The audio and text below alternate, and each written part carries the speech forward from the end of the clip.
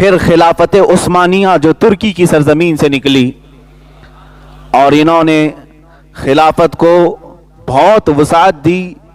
اس زمانے میں جو خلافت پھیلی خلافت عثمانیہ کے نام پر، وہ آج کے 40 کنٹریوں پر ان کی خلافت قائم تھی۔ اس میں 3 بر اعظم شامل ہوتے تھے، یورپ، افریقہ اور ایشیا۔ اس کا بہت سارا حصہ خلافت عثمانیہ میں آتا۔ ایک خلیفہ اسلام ہوتا تھا اور علاقے کے گورنر الگ ہوتے تھے، ہر ملک کا گورنر، ہر صوبے کا گورنر الگ ہوتا، لیکن مرکزی قائد ایک ہوتا تھا۔ وہ 550 اور 90 سال کتنے ہوئے؟ تقریباً 640 سال۔ اور پھر یہ 650 سال کتنے ہوئے؟ تقریباً 1290 سال۔ یہ تقریباً ایک اندازے کے مطابق میں آپ کو یہ بتا رہا ہوں۔ اس کے بعد یہ خلافت ترکی کی جو خلافت عثمانیہ کے نام پر تھی، اپنے 650 سال مکمل کرتے ہوئے 1340 یا 1339 ہجری 1340 یا 1339 ہجری یا پھر عیسوی تاریخ کے مطابق 1921 1922 کے آس پاس یہ ختم ہو گئی، اور آج 2020 ہے۔ پوری دنیا میں رسول کریم صلی اللہ علیہ وسلم کی وفات ظاہری سے لے کر 1920 تک مسلمانوں میں کبھی ایسا نہیں رہا کہ کوئی خلیفہ نہ رہا ہو۔ پچھلے 100 سال سے پوری امت مسلمہ بغیر خلیفہ کے قائم ہے، بغیر خلیفہ کے چل رہی ہے، بغیر قائد کے چل رہی ہے۔ اس پر کبھی کسی کی توجہ نہیں ہوتی۔ اور یہ لفظ میں اتنا ڈینجر چھیڑا ہوں جو آج بہت سارے دشمنان اسلام کے پیٹوں میں درد شروع کر دے گا، مجھے معلوم ہے۔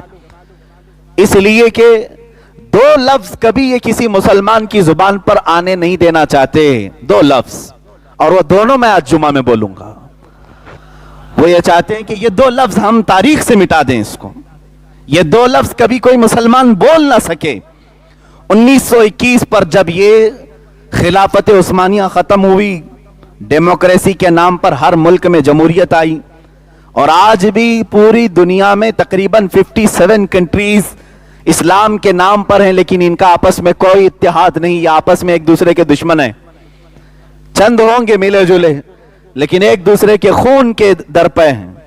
سعودی قطر کو دیکھنا نہیں چاہتا، بلکہ اتنا مقاطع، اتنا بائیکاٹ ہے کہ ادھر پڑوسی ملک ہے قطر، وہاں کی کوئی چیز سعودی میں آ نہیں سکتی، وہاں کی کوئی فلائٹ اس کے ہوا میں اڑ نہیں سکتی، ایسی پابندیاں ہیں۔ مصر قطر کو نہیں دیکھنا چاہتا، یو اے ای قطر کو نہیں دیکھنا چاہتا، یہ مسلم ممالک آپس میں۔ اور جس کے متعلق اللہ کے حبیب صلی اللہ تعالیٰ علیہ وسلم اپنی زندگی پاک میں دعا فرماتے رہے اور ارشاد فرماتے رہے کہ دنیا میں سب سے نرم دل والے لوگ اگر کہیں ہوتے ہیں تو ملک یمن میں ہیں۔ حضور اکرم صلی اللہ علیہ وسلم کی حدیثیں ہیں اس پر، یمن کی برکت کے لیے، یمن کے دعاؤں کے لیے، ملک شام کے لیے حضور اکرم صلی اللہ علیہ وسلم نے دعائیں فرمائی۔ جو مرکز اسلام آج لوگ کہتے ہیں سعودی عرب کے ان شہروں کو، وہاں پر حکومت پر قائم کوئی بھی بادشاہ نہ ملک شام سے تعلقات استوار کرنا چاہتا ہے نہ یمن سے، بلکہ پچھلے کئی سالوں سے یمن پر تباہی کی تباہی یہ مچا کر رکھے ہیں۔ آج تک تقریباً 1 لاکھ سے زیادہ لوگ وہاں پر بے گھر ہیں۔ یمن ٹوٹ چکا ہے۔ اگر دوبارہ اب یمن کو اپنے پاؤں پر کھڑا ہونا ہے تو اگلے 50 سال تک محنت کرنی پڑے گی۔ یہ کس نے توڑا؟ سعودی عرب نے توڑا، اپنے ڈرون مارے، اپنے میزائل مارے۔ ملک شام تہس نہس ہو چکا ہے، وہاں پر 10 لاکھ سے زیادہ بچے بے گھر ہیں، وہاں پر دوائیاں نہیں ہیں۔ کس نے مارا؟ کون مار رہا ہے؟ سعودی عرب وہاں پر پہنچا ہوا۔ یہ مسلم ممالک کا آپس میں جو ایک دوسرے کو مارنا توڑنا ہے، عزیزان گرامی، خلافت کے زمانے میں کبھی ایسا نہیں ہوتا رہا، کبھی ایسا نہیں ہوتا رہا، بلکہ ہماری تو طاقت یہ تھی کہ دشمن اسلام کچھ بھی اسلام کے متعلق بولنے سے بھی 1000 بار سوچا کرتا تھا۔ ایک آواز پر یہ 40-50 ملکوں کے نوجوان جمع ہو جاتے ہیں، یہ اتحاد تھا ہمارا۔ میں نے تاریخ بتا دی، حضور اکرم صلی اللہ تعالی علیہ وسلم کی وفات پاک 632 عیسوی 632 عیسوی سے لے کر 1920 تک کبھی کوئی زمانہ مرکزی قائد سے خالی نہیں رہا۔ یہ ہماری कम नसीबी है कि पिछले 100 साल से हम बगैर कायद के चल रहे हैं, बगैर कायद के चल रहे हैं। मैं इसके नताइज आपके सामने रखूंगा कि होता क्या है बगैर कायद के रहने से। मुत्तहिद होगे तो कहलाओगे मोमिन व गाजी, मुंतशिर होगे तो कस्तों में सफाया होगा। इंस्टॉलमेंट में सफाया करेंगे, हो भी रहा है। मैं आज ही अपने मुल्क के हालात देख रहा था। बिहार के इलेक्शन आने वाले हैं, उत्तर प्रदेश के इलेक्शन होने वाले हैं, कई जगहों पर सियासी माहौल गर्म है। मेरे अजीजों, मुझे सीट कुर्सी से कोई मतलब नहीं, लेकिन मैं ये देखता हूं यहां सारी जात, सारी बिरादरियां अपना अपना गठबंधन बना रही हैं। मैंने देखा कि मुसलमान इसमें कहां हैं। तकरीबन ये वो स्टेट है जहां पर दूसरी बड़ी बिरादरी मुसलमानों की है, दूसरी बड़ी बिरादरी, और छोटी सी छोटी बिरादरियां जिनका ताल्लुक 3% है, 5% है, उनका अपना एक लीडर है और वो साजबाज कर रहा है बड़ी बड़ी पार्टियों के साथ कि इतने सीट हमें दे दो तो हम तुम्हारे साथ गठबंधन करेंगे। मरकजी हुकूमत पर कायम पार्टी, रूलिंग पार्टी के साथ बिहार के स्टेट में 3% रखने वाली तादाद का एक लीडर सीटों के लिए ये साजबाज कर रहा है।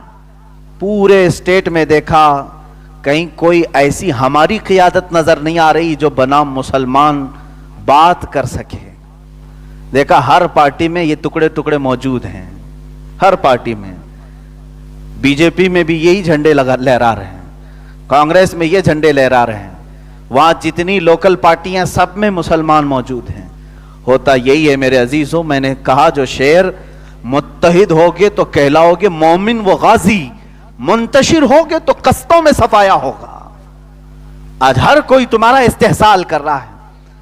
मेरी ये बातें इन्हें चुभेंगी, ये चाहते हैं डिवाइड एंड रोल। और अगर मैं मुसलमानों को मुत्तहिद करने की बात करूं तो कल का ये मीडिया मुझे ये पेश करेगा ये भड़काऊ भाषण देने वाला मौलाना है।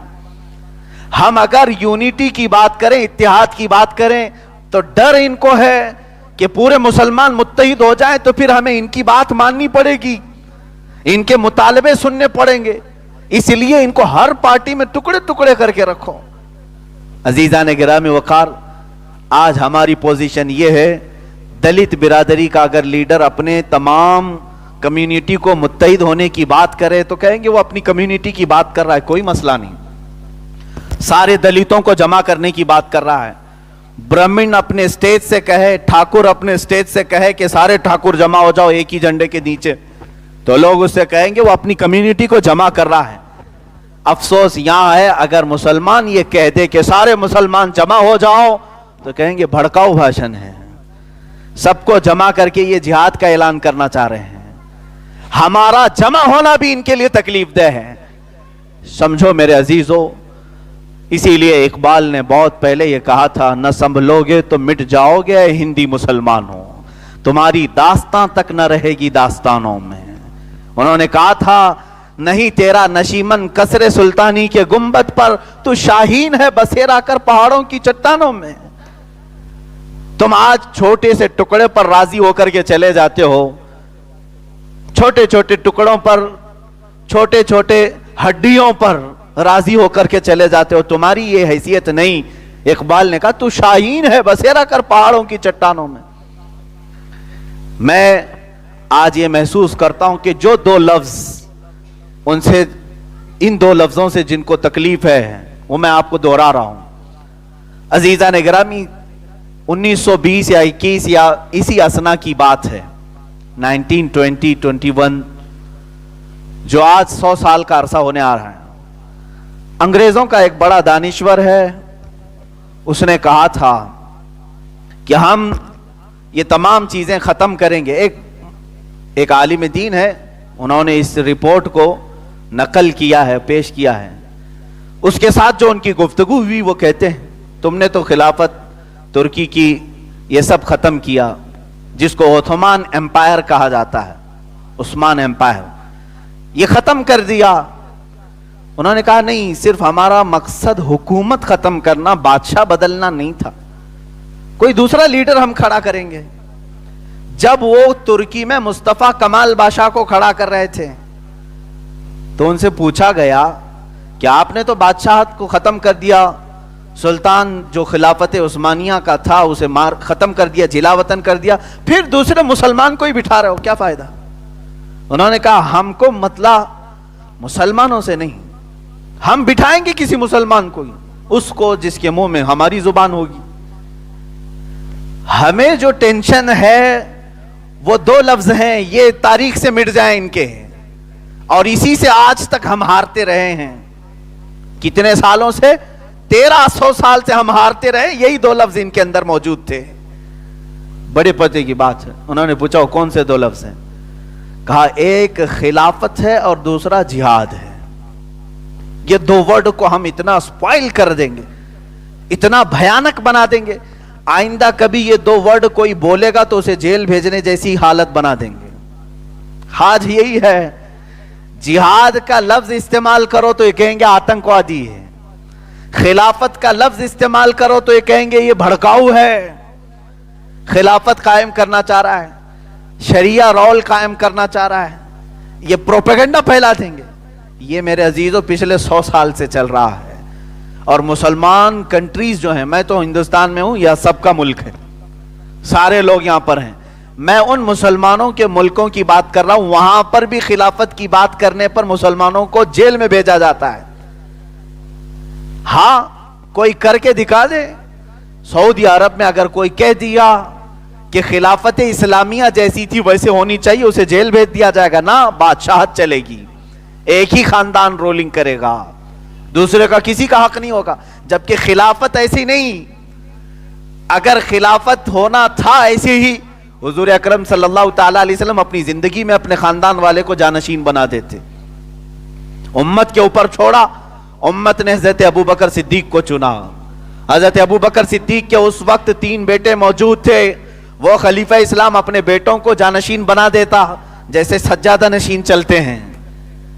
पीर साहब के बाद बेटा तख्त पर बैठता है, आज भी निजाम है दरगाहों का। हजरत अबू बकर सिद्दीक का कोई बेटा सज्जादा नशीन नहीं बना, बल्कि हजरत उमर फारूक रज़ियल्लाहु ताला अन्हु, आपके यहां खिलाफत आई। हजरत उमर जब आखिरी वक्त में थे, उनके बेटे हजरत अब्दुल्ला इब्न उमर रज़ियल्लाहु ताला अन्हु सहाबी रसूल हैं और जलीलुल कद्र सहाबी हैं, जिनसे कसीर हदीसें मरवी हैं। हजरत उमर फारूक रज़ियल्लाहु ताला अन्हु ने 6 सहाबा को बुलाया और कहा ये 6 में से किसी को चुन लेना, खबरदार मेरे बेटे को खलीफा नहीं बनाना। ये इस्लाम नहीं है, यहां पर विरासत में खिलाफत नहीं चलती, विरासत में ये जानशीनी नहीं है, बल्कि उम्मत में जो सबसे ज्यादा परहेजगार है वो हमारा कायद है, जो सबसे ज्यादा मुत्तकी है वो हमारा रहनुमा है। उम्मत ने इसी तरह रखा। सैयदना उस्मान गनी रज़ियल्लाहु ताला अन्हु के बाद हजरत उस्मान रज़ियल्लाहु ताला अन्हु के भी खानदान वाले मौजूद थे। आपने अपने खानदान में से किसी को अपना खलीफा मुंतखब नहीं किया, बल्कि ये खिलाफत जैसे रसूल करीम सल्लल्लाहु ताला अलैहि वसल्लम छोड़ गए थे उम्मत के ऊपर, ऐसे ही हजरत उस्मान भी जाते वक्त उम्मत के हवाले कर गए और सारी उम्मत ने उस शेर खुदा को चुना जिसकी क़ियादत में किसी को शक नहीं था। अजीज़ान गिरामी वक़ार, ये खिलाफत के मामलात थे, लेकिन आज किसी भी इस्लामी नाम की कंट्री में ना खिलाफत कायम है, ना हुजूर अकरम सल्लल्लाहु ताला अलैहि वसल्लम का वो मिनहाज, वो तरीका कायम है। नाम के लिए ये जुब्बे कुब्बे पहन करके इस्लामी कहलाते हैं, लेकिन हकीकत में अंदर से कुछ भी नहीं है। अजीज़ान गिरामी, इसी बात का अफसोस है कि उम्मत पिछले 100 साल से बगैर कायद के है, बगैर खलीफा के हैं। दूसरा लफ्ज़ जिहाद, जिससे इनको चिढ़ है, तकलीफ है। मेरे अजीज़ों, ये एक पाकीज़ा लफ्ज़ है, सेल्फ डिफेंस का नाम है। मैंने इससे कबल भी इसके मुतालिक काफ़ी कुछ कहा है। जिहाद के अपने शराइत हैं। जिहाद उसको ना कहो जो अपने आप पर बम बांध करके कहीं नाहक लोगों को उड़ा देता हो, वह जिहाद से उसका कोई ताल्लुक ही नहीं है। मेरे अजीजों, जिहाद के जो रहनुमा उसूल हैं वो पढ़ करके देख लो। मैं समझता हूं कि अल्लाह के हबीब सल्लल्लाहु ताला अलैहि वसल्लम की तालीमाते जिहाद आज दुनिया की किसी जंग करने वाली कौम में मौजूद नहीं, किसी में भी नहीं।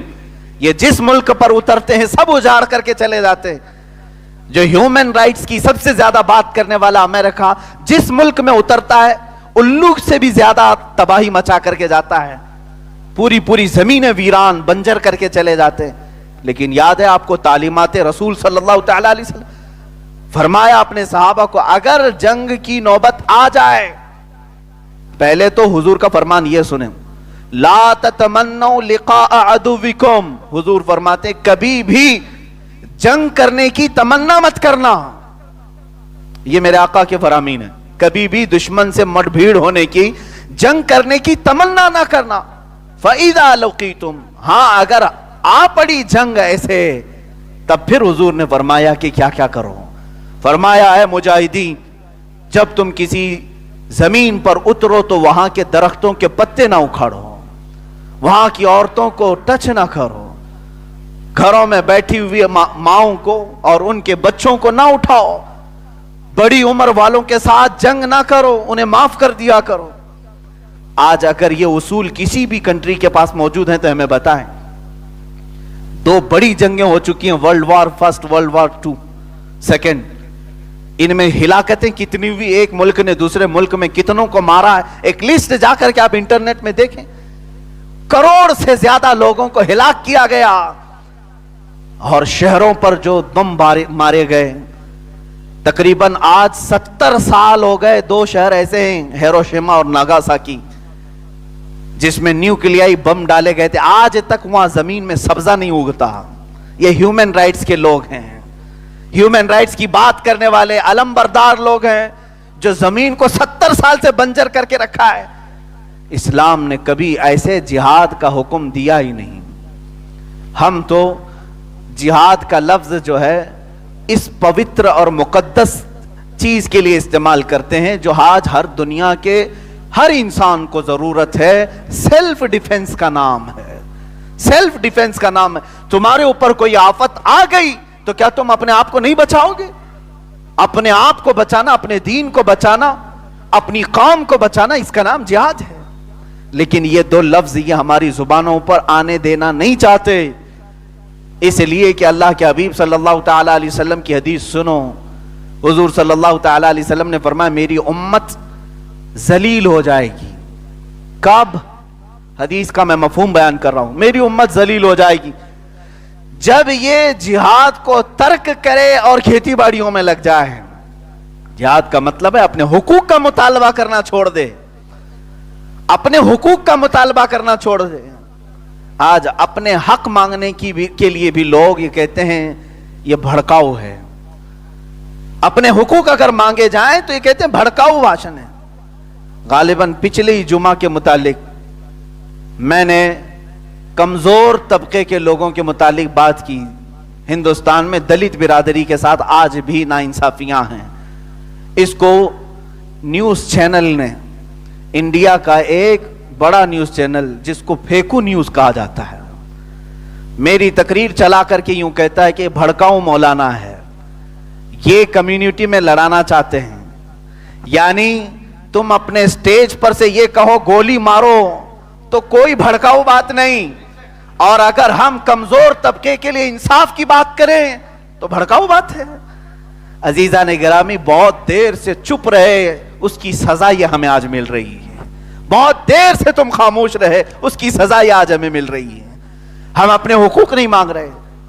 میں پچھلے کئی دنوں سے کہہ رہا ہوں, ممبئی کی سرزمین پر آج 7 مہینے ہو گئے مسجدوں کو تالے لگے ہوئے ہیں, اللہ کے گھروں کو تالے لگے ہوئے ہیں.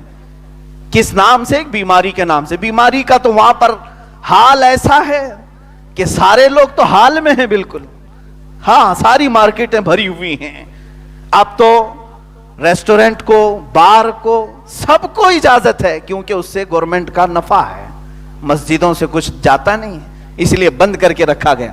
ٹھیک ہے, گورنمنٹ بند کر کے رکھی, لیکن تمہیں کیا بات سوجی ہے جو تم آج تک خاموش بیٹھے ہوئے ہو؟ اور یاد رکھو, جب تمہیں احساس بھی نہیں مسجدوں میں جانے کا تو پھر اس طرح کی بابری مسجدوں کے شہید ہونے کی فکر بھی مت کرو. جب تمہیں احساس ہی نہیں رہا تو مسجدیں ٹوٹتی رہیں گی. تمہیں کیا اس بات کا, تمہیں کس بات کا غم ہوگا؟ अजीज़ान गिरामी, मैं ये सख्त जुमले इसलिए कह रहा हूं कि आज हम अपने हुकूक मांगना ही छोड़ चुके हैं और हमारा कोई कायद नहीं रह गया, और जिसको हम बनाते हैं वो हमारी कौम को बेच करके आता है, रात में बैठ करके जा करके बेच आता है। सिर्फ सफेद कुर्ता सफेद पैजामा पहनने का नाम लीडर और कायद नहीं होता। मेरे अजीजों, अल्लाह के लिए आज इत्तेहाद कायम करो और समझो हालात को। इकबाल की बात को समझ लो, मेरी बात छोड़ो। न संभलोगे तो मिट जाओगे ऐ हिंदी मुसलमानों, तुम्हारी दास्तां तक न रहेगी, दास्तानों में सब खत्म कर दिया जाएगा। हमारी यूनिटी खत्म कर दी गई, फिर भी हम खामोश हैं। ये के बाद दीगरे आज हम पर ये शिकंजे कसते जाएंगे। हो सकता है हमें जो बोलने की आज आजादी है ये भी छीन ली जाएगी, ये भी खत्म कर दी जाएगी। आज मैं देख रहा हूं दूर दराज तक उलमा के ऊपर भी ऐसी पाबंदियां हैं कि वो बोलने से खौफ खा रहे हैं, डर रहे हैं। आधा तो अपनी कौम ने उन्हें डरा कर रखा है और आधे से ज्यादा गवर्नमेंट ने उन्हें डरा कर रखा है। ये सबसे बुरी हालत के दिन हम गुजार रहे हैं। अजीज़ान गिरामी,